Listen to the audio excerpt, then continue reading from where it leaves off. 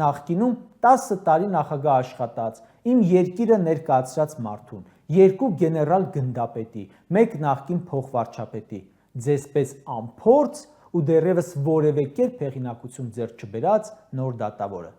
Եվ այո, այդ ամենը շատ հետաքրքրանում է, երբ պարզվում է, որ նաև ՔՊԱ-կան ցուցակում եք եղել։ Փաշինյանն էլ անձամբ քարոզարշավ է արել ձեզ համար։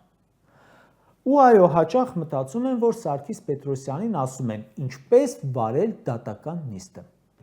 Սարգսից առաջ էլ Դանիբեկյանին էին ասում, իմ կարծիքով։ Դանիբեկյանից առաջ էլ այն մի դատավորին զանգում ասում էին ընկեր ջան, ուզես չուզես կալանք պետք է տաս, մի վախի եւ այլն։ Մի դատավոր չենթարկվեց, կայացրեց որոշում համաձայն օրենքների ու իր խղճի, Նիկոլի դուրը չեկավ, հելան սաղ ՔՊԱ-կաններով մյուս առավոտ շրջափակեցին դատարանների դռները, թե գործի չեք գնա, հələ մեր ուզածով արեք արա։ Տեսել ենք, չէ,